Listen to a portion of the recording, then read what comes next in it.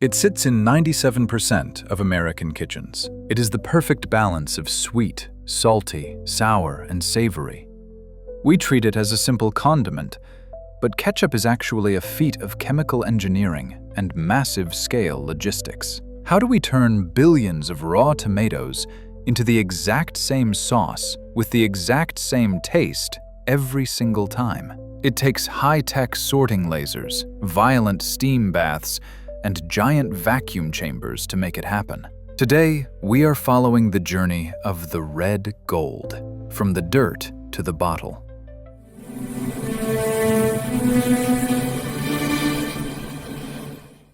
Our story begins in the fields. Most of the world's ketchup tomatoes are grown in specific processing belts.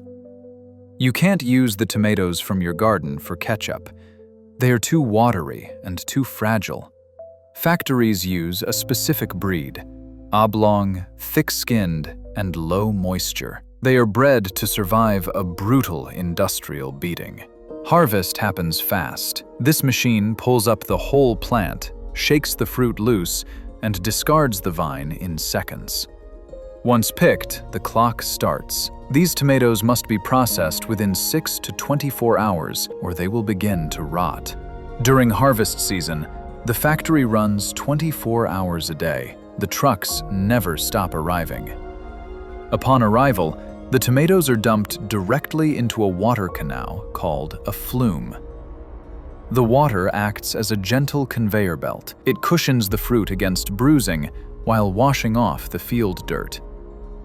As they leave the flume, high-pressure sprayers blast away any remaining mud or pesticides.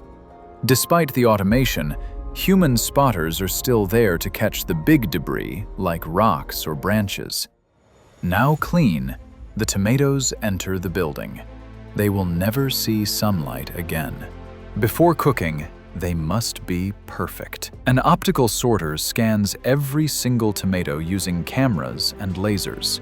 If a tomato is green, yellow, or black, the machine fires a precise jet of compressed air to knock it into the reject bin. The winners fall into the crusher. Here, the fruit is pulverized into a chunky, raw pulp. This raw pulp is immediately pumped into a heating unit for a critical step called the hot break.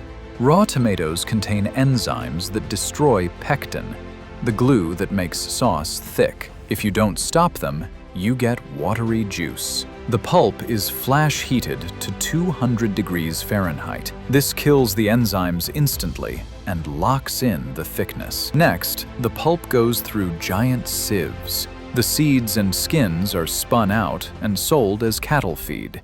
What remains is pure tomato juice, but it's not ketchup yet. It's far too watery. To thicken it, we don't just boil it. We put it inside these massive vacuum evaporators. By lowering the pressure, the water boils off at a low temperature. This concentrates the tomato without burning the flavor. The result is tomato paste. This is the base for all ketchup. Now we enter the kitchen. The paste is pumped into mixing tanks to be transformed into ketchup. Water is added back in to reach the perfect consistency, followed by the most important preservative, vinegar. The vinegar increases the acidity. This ensures that bacteria cannot grow, allowing the ketchup to be shelf-stable. Next comes the sweetener. Ketchup is roughly 1/3 sugar, which balances the sour vinegar and acidic tomato. Salt is added to enhance the flavor, but the real secret lies in the spice blend. Every brand has a secret recipe. Usually it's a mix of onion powder, cloves, cinnamon, and garlic. The mixture is cooked again to blend the flavors. It's now officially ketchup. But before it can be bottled, it must pass the quality control lab.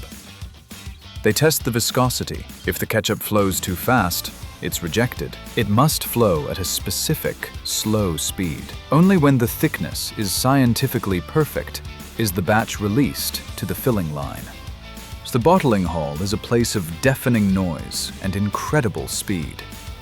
Empty bottles are unscrambled, lined up, and blasted with air to remove any dust.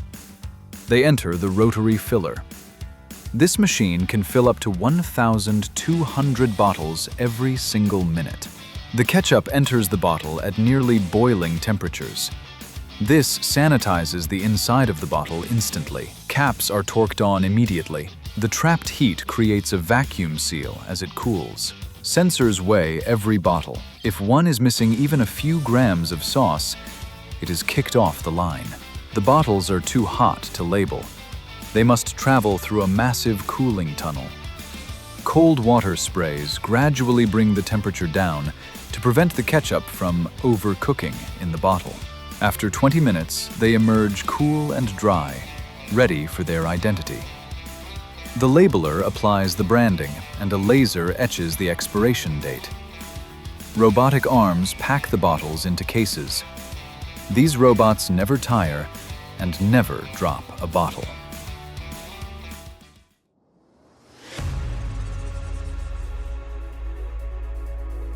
But wait, why is it so hard to get ketchup out of a glass bottle? Ketchup is a non-Newtonian fluid. It acts like a solid when it is at rest. It undergoes shear thinning. You have to apply force, like a tap or a shake, to make it liquid again.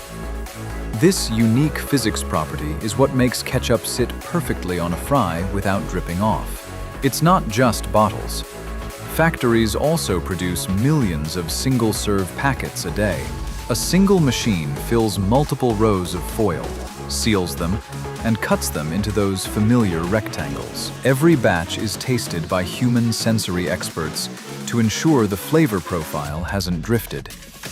They check for sweetness, acidity, and that distinct umami punch that tomatoes provide. Conclusion. It's funny to think that ketchup didn't even start with tomatoes. The warehouse turns over its inventory constantly. Ketchup is always in high demand. It's funny to think that ketchup didn't even start with tomatoes. The word comes from the Hokkien Chinese word ketchup, which was a fermented fish sauce.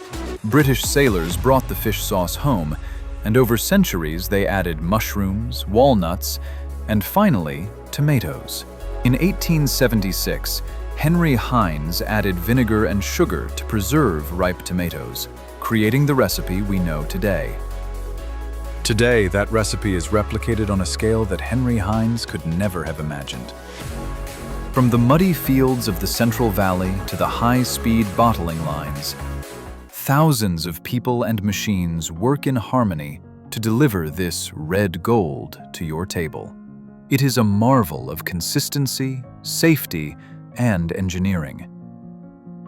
So the next time you squeeze that plastic bottle, remember the journey it took to get there. Ketchup is king, but there are other sauces with equally wild manufacturing stories.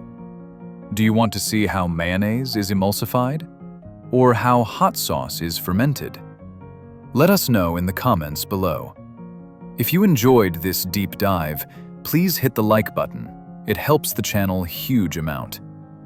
Thanks for watching, and we'll see you in the next factory.